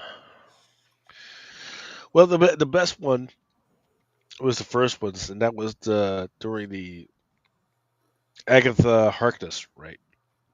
But you had Agatha Harkness, and then you had she's not Death. I forget Yeah, whatever her she is death. But um, not the Death, not the Death, not the Death. It's it's written in the freaking stones. It's not the Death. Maybe it happens to work for a small version of Earth's Death, but she's not the Death. I The think Death. she's just like an avatar for death, basically, Yeah. because she is like referred to as like death itself. Basically, I thought the whole thing like upon her introduction in Agatha, I thought that was them basically saying like she is death, but in more of an avatar form because the death that we all know from the comics, that's just a fucking skull and a robe with a face here and there sometimes. So I don't want to fuck people up, but you know who else who has an avatar that's a skull that always wears green, that is also closely associated with death, that can travel back and forth from the underworld to the main world? Gaia. Yep, Gaia. It's even mentioned that Gaia controls everything in the Are you WandaVision talking show. about Thor's mom? hmm No, Thor's mom. They're all over the place with Thor's mom because they also said that Phoenix was Thor's mom at one fucking point. But yeah, Gaia. in the spirit of the Earth. Yep, Mother Earth. Yep. Well, her whole ordeal right now, it was explained in the first um I want to say 6 issues of Immortal Thor by Al Ewing, and they kind of dived into Gaia and her children, and then it went into the wheel. So, Yep. very very good shit, very good shit. Al Yeah. Ewing is amazing. Right. Yeah. I mean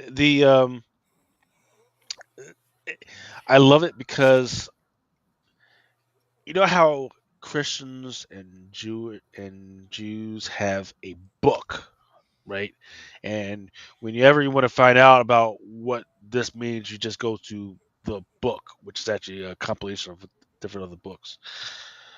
But for um, some of these, especially like the uh, Swedish gods and some of the Danish gods and some of these uh, I forget what you freaking call them, but like these witchcraft freaking deities. There's poems, right, that you have to extract that stuff out of, right? They're like one quick hit 'ems, but and if you just read the paragraph, it doesn't mean anything to you. But if you start applying it to like how it would work, it's like, oh shit, that little paragraph actually means a lot. Um, which was why I definitely hope would wish that people would read some of these poems and then go back and watch some of these shows and then some of that stuff. Like you thought you liked Loki. No. Read the poems, then go back and read Loki. Go back and read the stuff on Darkhold, especially the new one where the boy was the Darkhold. Then go back and watch the freaking show. Read up on Gaia. Then go watch the freaking show, man. They I got to give a chef's kiss and their flowers to the freaking writers who did so much research. And if you think I'm fucking around, even on there's like little Easter eggs where they literally write the shit out. Like, hey, go read this. Like I remember the first time I saw it, like it was on in Loki.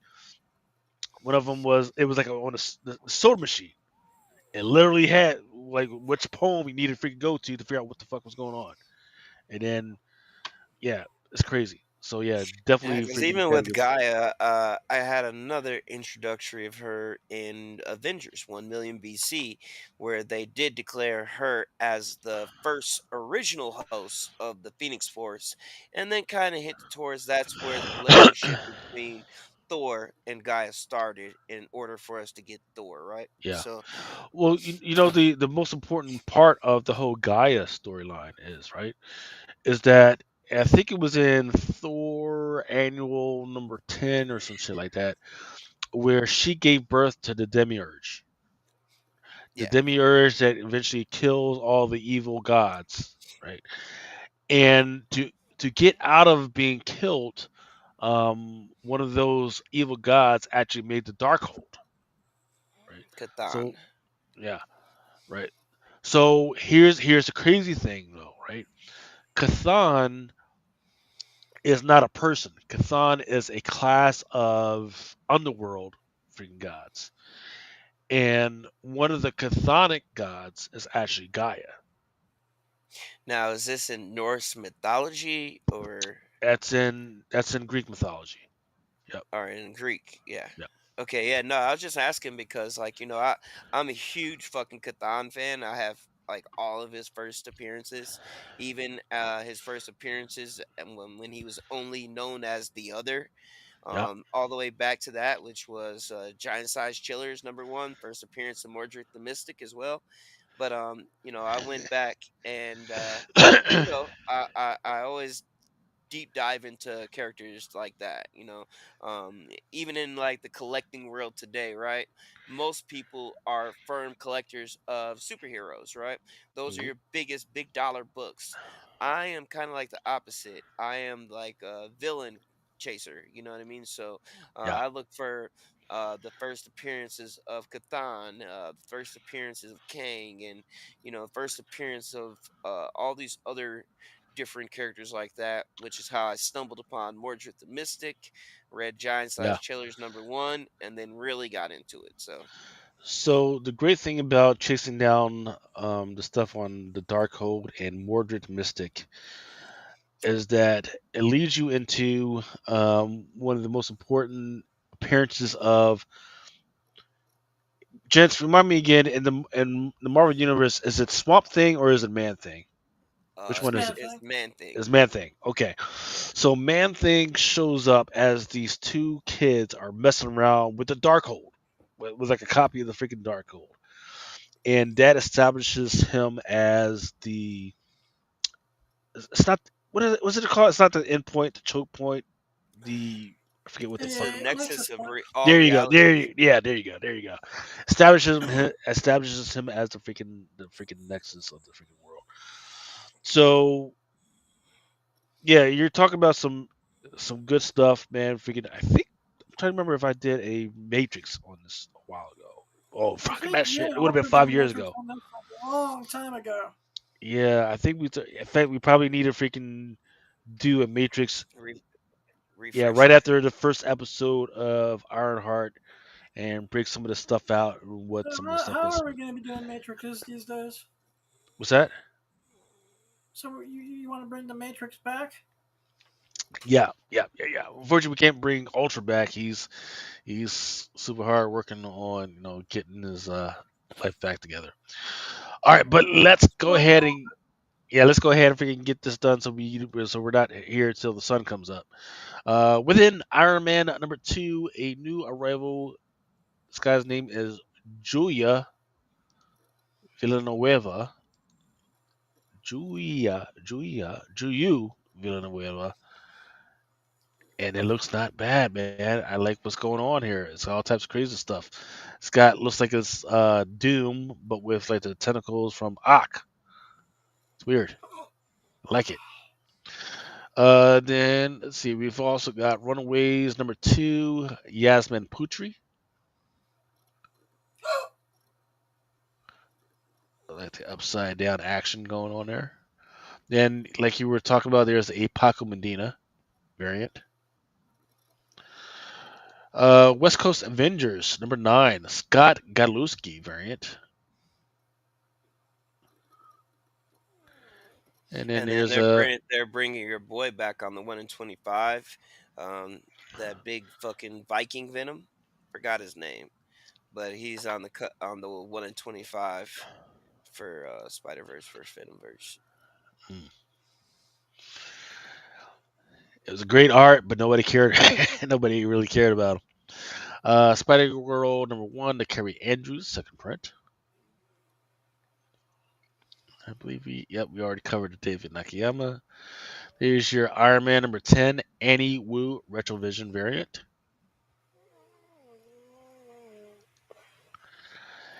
Spider Verse, Venomverse number 3, In-Hyuk Lee. Got Spider Pig going against what the fuck? I forget what this guy's name is. Damn near looks like I think it's Spider Fort Ham Myers. versus Agent Venom. Da, da, da. Yeah, it doesn't give. Like, did Spider Ham grow legs or something? Like, grow longer legs or Uh, could like that be what the Pork fuck? Rinds he's fighting? Pork Rinds was the Spider-Ham Venom. No, it doesn't look like pork rind. I mean, it does, but I don't know, dude. It looks like Spider Ham with longer extremities fighting Agent Venom. hmm Interesting. And then there's a Jim Towel variant, and then there's also a Jane Bazudua variant. Which is the 1 in 25.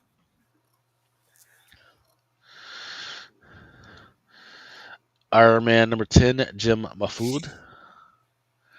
Looks like he's trying to get a little Maria Wolf. Gwenpool number 3, the Karen Darbo variant. Fucking beautiful. And there's Stefano Book Nassi. has actually been surprisingly good as well. Interesting. So they got Gwenpool possessing Spider-Man to knock out the other Gwenpool. Interesting. And Iron Man. Okay, that is it for um, the I mean, Marvel IDW and everything. Now here's the catch. Once again, um, you throw one previews more is up not. there real Yeah, quickly. preview. I'm sorry. Say what? I say you throw one more up there really quick before we Which get done with which Marvel. yeah? Which one? The Death of Silver Surfer #1, second printing, 1 in 25 by Trad Moore. We're also getting the Ron Lim that was the foil for issue 1. as a basic cover for second print. So, but the Trad Moore is going to do exceedingly well. If you're not familiar with Trad Moore, definitely check him out. Go pick up some of his work. He did a lot of the covers for Silver Surfer Black, so definitely check that out. But I'm looking at big things for this 125. But Yeah, that was it. Go ahead, Lucas. My bad. yeah. But Derek Neiman Hey, says Steve, Lucas is either I'm too going to hot. bounce. Yeah. Derek Neiman says Lucas is either too high or not high enough. And Chad Cave says, "Yep, I can do this all night." Well, yeah. So there's the okay. So we covered the fact that um, previews world is not covering everything perfect. Perfect. I can see some of the stuff, but Chris can't see some of the stuff. So once again, to see this stuff, go to prhcomics.com and you'll actually sign in and everything. You'll actually be able to accumulate all the stuff that you're gonna freaking order into an Excel sheet and everything. Well, what about some about DC and the other stuff? Wouldn't you know that the distributor for DC has their own page as well? That you don't need a retailer account to get into.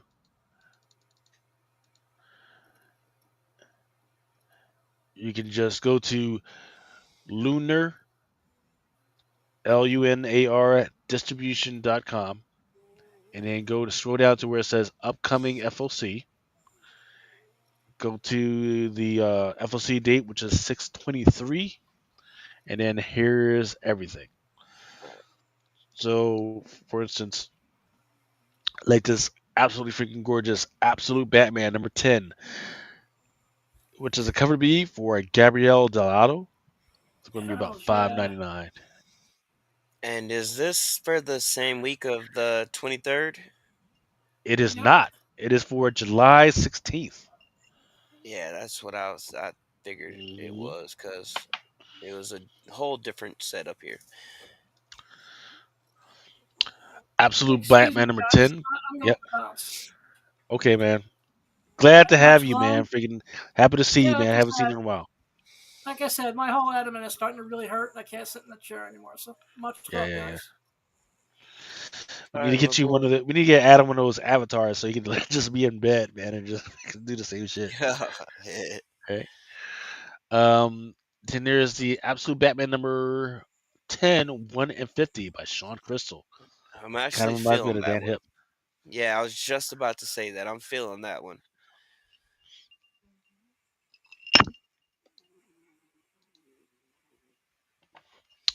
Batman Absolute Flash number 5. Here's the 1 and 25 by Nemit Malavia. And here's a 1 and 50 by Hanning.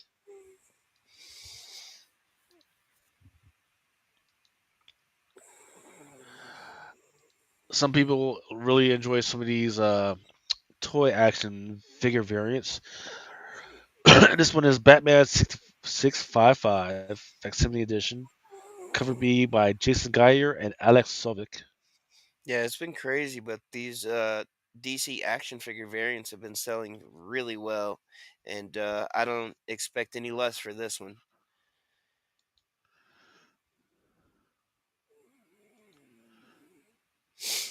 Then Batman and Robin Year 1, number 9, 1 and 25 by Rebecca Isaacs.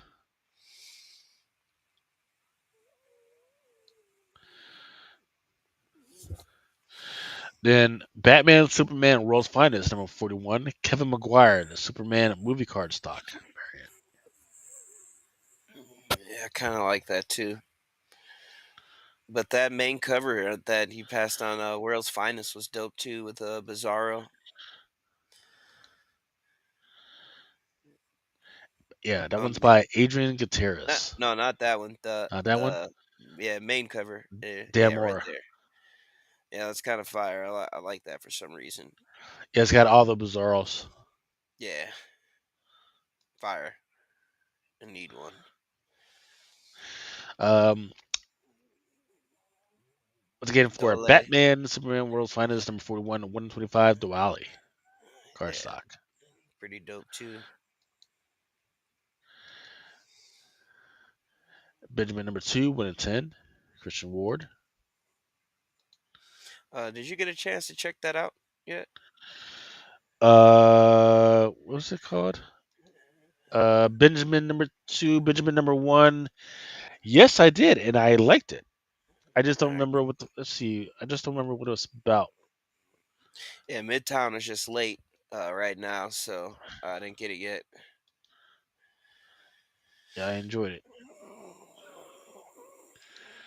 And then Blood and Thunder, 1 in 10, 1 in 25 by Bernard Chang.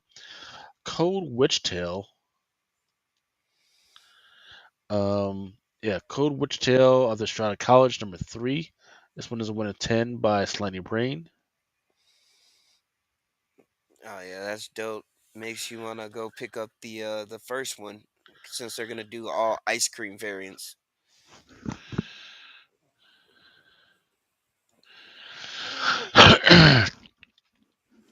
Darkstalkers X Street Fighter Blood, Throne number 1. Cover A by Alberto Albuquerque. I don't know, man. It looks pretty damn fucking good. And then who did this one? Dax Gordine, which was a Scotty Young ripoff. Yeah. And then I don't know why I'm not digging the hand placement, especially with them fucking claws on this 1 in 5 by Alex Ahad.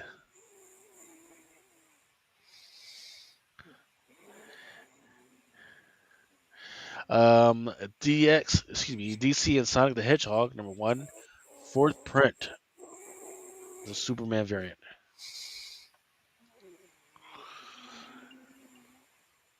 DC Detective Comics, 10.99, Mikhail Janin.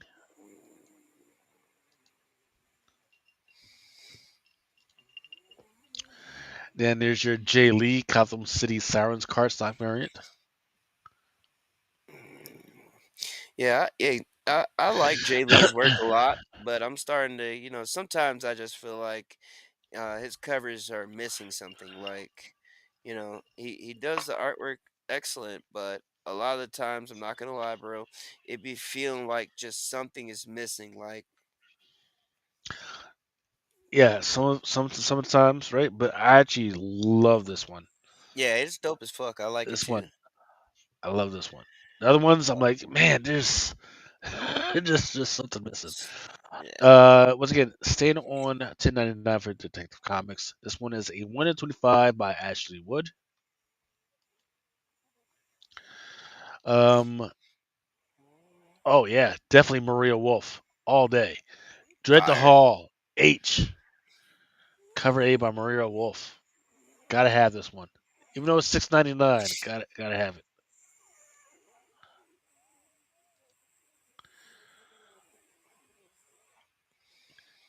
EC Catacombs of Torment, number 1, 1 in 10 by Jay Stevens, homage. And then there's a Jorge Fornes gold foil variant. Jesus.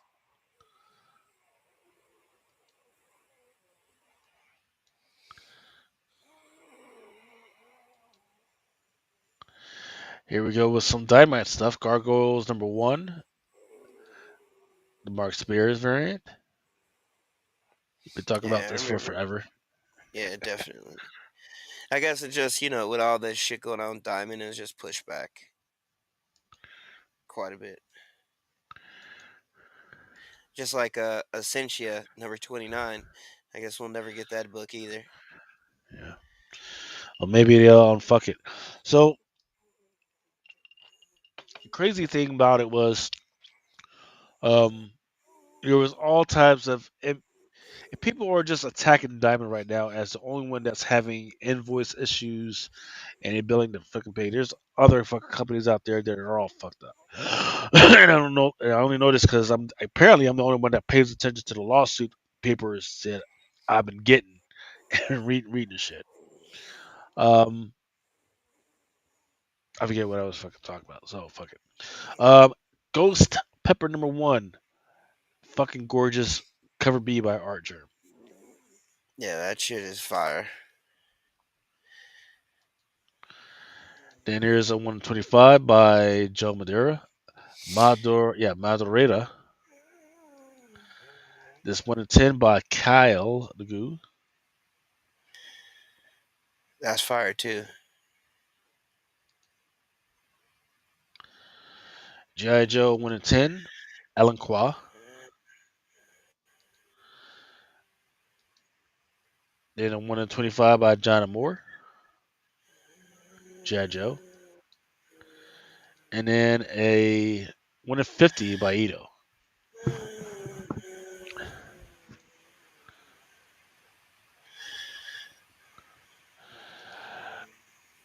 Don't know what the fuck is going on, but Gotham City Sirens Unfit for Orbit, number 3 by Terry Dotson and Rachel Dotson. And then there's a Nobovich cardstock.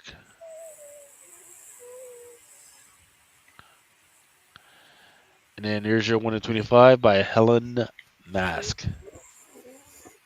Not bad. It seems like she's trying to do a Sozo Micah thing with the frame. Um, People might be interested in this one.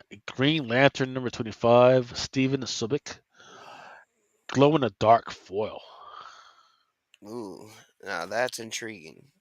Okay.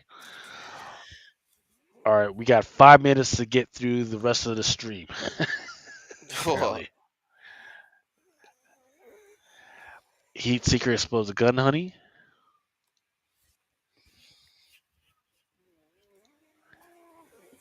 Yep, we talked about the Hercules number 4, the naked variant.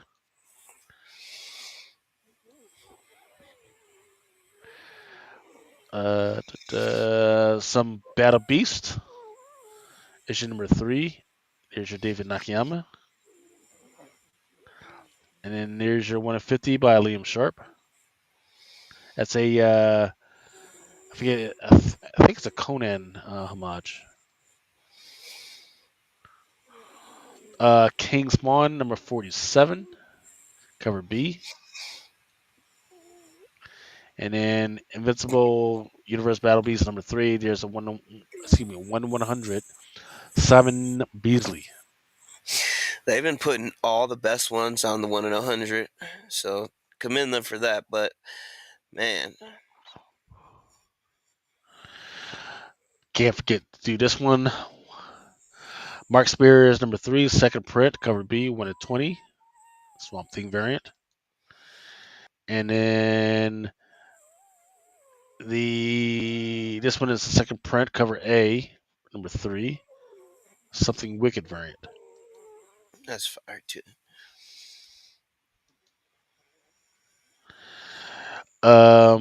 Mercy Sparks Daddy Issues number 1, cover A by Joel Herrera. Yeah, that's fire, dude. I need that too.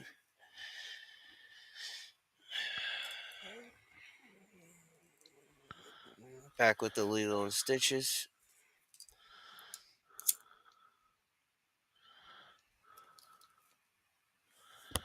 Yeah, we've played some of these already. From Dynamite, Red Sonja. We've done the Space Ghost before.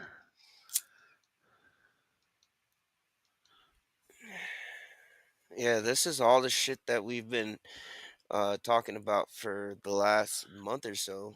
Yeah, this ends night number 1/25, Adam Hughes. Yes, sir. And then there's also a Jay Lee, if I'm not mistaken, or it Yep. might be for issue 2. Nope. Number 3. Nope. Excuse me. This ends night number 1, cover F, 1/500, J. Lee convention sketch variant. Holy shit. Retail price is $4.99, so this will cost you about $1,500 at least. And that's my math is probably pretty damn fucking bad, so it's gonna be a lot more, maybe more than that. Thundercats number 16. There's your Lucia Perello foil.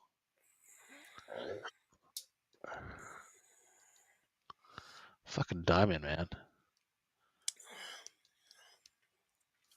Yeah, we play these.